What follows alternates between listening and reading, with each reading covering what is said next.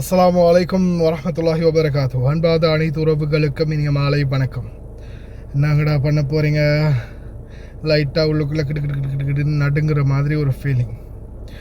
அன்பார்ந்த உறவுகளே, இரு பக்கமும் நிலைமை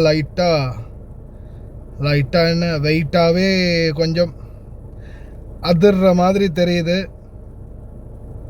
சிச்சுவேஷன் அவுட் ஆஃப் கண்ட்ரோலில் போயிட்டுருக்கிற மாதிரி ஒரு ஃபீலிங்.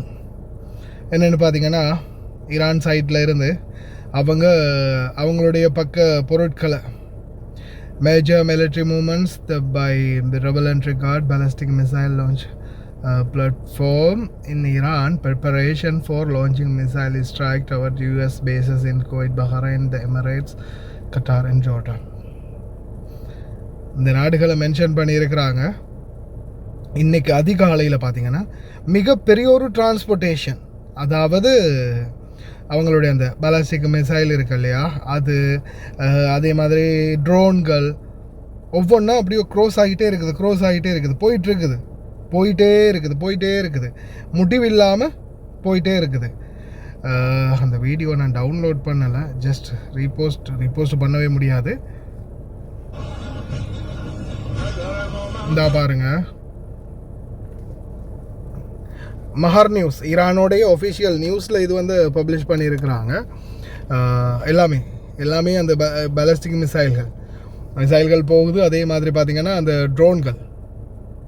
ட்ரோன்களும் வந்து வண்டியில் ஏற்றி போகக்கூடிய காட்சி பார்க்கக்கூடியதாக இருந்துச்சு.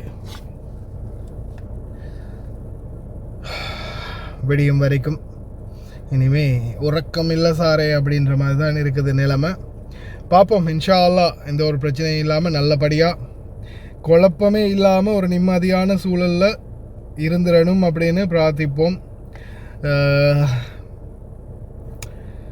என்ன மாதிரியான ஒரு டிசிஷனை எடுக்க போகிறாங்க அமெரிக்கா அப்படின்றதும் இன்னும் ஒரு கேள்விக்குறியாக இருக்குது. இன்றைக்கி நைட்டு வரைக்கும் நேரம் இருக்குது.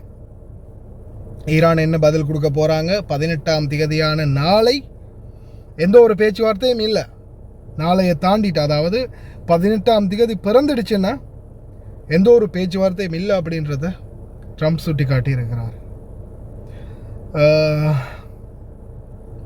என்ன நடக்கும் பொறுத்திருந்து பார்ப்போம். அதே மாதிரி பார்த்திங்கன்னா இப்போதைக்கு வரைக்கும் Iraq illegal drones will be threatened as terrorism. Ministry of Interior 49 drones and seizes 71 fake headquarters of Popular Mobilization Force closet. Brigadier General Maqdad Miri, any unregistered weapon will be treated as an illegal weapon. ஈராக்கில் கிட்டத்தட்ட 49 drone மற்றும் பல பொருட்களை வந்து கைப்பற்றியிருக்கிறாங்க. Alert தயார் நிலையில் ரெடியாக இருந்துருக்குது, பிடிச்சிட்டாங்க. எல்லாமே ப்ரிப்பரேஷன், அதாவது எல்லாமே ரெடி பண்ணியிருக்கிறாங்க. ஆனாலும் பிடிபட்டுடுச்சு. அதே மாதிரி இன்னொரு காமெடி தெரியுமா? President Trump, I asked the president of South Korea if they wanted to join us in the efforts to denuclearize Iran, and their response was no.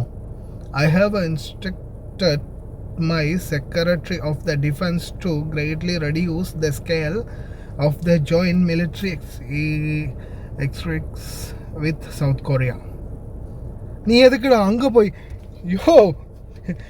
இருக்கிற பிரச்சனை பார்த்தா சவுத் கொரியாக்காரன்ட்டு போய் எதுக்கு குடைச்சல் கொடுக்குற?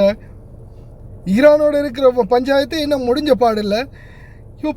எடா பைத்தியமா அப்படின்னு கேட்கத்தான் தோணுது. இங்கே இருக்கிற பஞ்சாயத்து இன்னும் முடிஞ்ச பாடில்லை மக்களே, சரியா?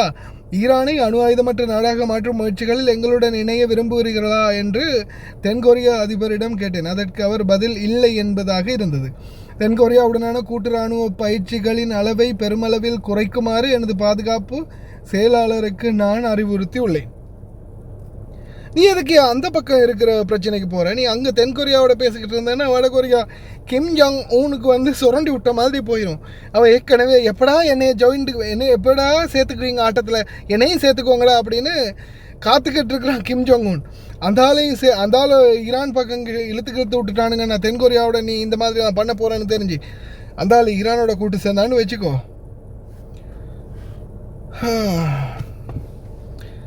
சொல்லி வேலை இல்லை பிறகு பாப்போம் என்னதான் நடக்க போகுதுன்னு. பேசிக்கிட்டு இருக்கும்போதே தலையெல்லாம் வேறுக்குது மக்களே. நினைக்கும் போது அல்லாஹ் கரீம், பிரார்த்தனை பண்ணுங்க எந்த ஒரு ஆபத்தும் இல்லாமல் நல்லபடியாக நாளைய பொழுது முடியணும் அப்படின்னு. எதிர்வரும் நேரங்களில் கிடைக்கக்கூடிய தகவல்களையும் உங்களுக்கு அப்டேட் பண்ணுறேன். يعود مضيق هرمز إلى واجهة التصعيد مع اشتداد المواجهة بين الولايات المتحدة وإيران وتحول أحد أهم الممرات البحرية في العالم إلى ساحة ضغط متبادل انعكست مباشرة على حركة السفن وأمن إمدادات الطاقة. واشنطن تؤكد قدرتها على مواصلة الحصار البحري المفروض على الموانئ الإيرانية إلى أجل غير مسمى في إطار ضغوط عسكرية واقتصادية متزايدة، بينما تتمسك إيران بسيطرتها على المضيق وسط تعثر جهود التوصل إلى تفاهم ينهي التصعيد. وأكد وزير الدفاع الأمريكي بيت هيكسيث أن البحرية الأمريكية قادرة على إبقاء الحصار على الموانئ الإيرانية إلى أجل غير محدد، موضحا أن واشنطن ستواصل تدوير السفن وإدخال وحدات جديدة لضمان استمرار العمليات. وفي قلب هذه المواجهة تدفع الملاحة البحرية الثمن مع تصاعد الضغوط الأمريكية على طهران، إذ قال وزير الخزانة الأمريكي سكوت بيسنت إن واشنطن ستفرض تدابير غير مسبوقة ضد إيران، مؤكدا أنها ستكون مزيجا من العزلة الاقتصادية واستمرار الحصار في مضيق هرمز. وتكتسب هذه التطورات أهمية أكبر بالنظر إلى المكانة الاستراتيجية لمضيق هرمز الذي كان يمر عبره قبل الحرب نحو خمس تدفقات النفط والغاز الطبيعي المسال في العالم، ما يجعل استمرار الاضطراب في حركة الملاحة مصدر ضغط على إمدادات الطاقة والأسواق العالمية. وبين استمرار الحصار الأمريكي وتمسك إيران بسيطرتها على المضيق، يبقى هرمز في قلب التصعيد وسط مخاوف من اتساع تداعياته على الملاحة وإمدادات الطاقة العالمية.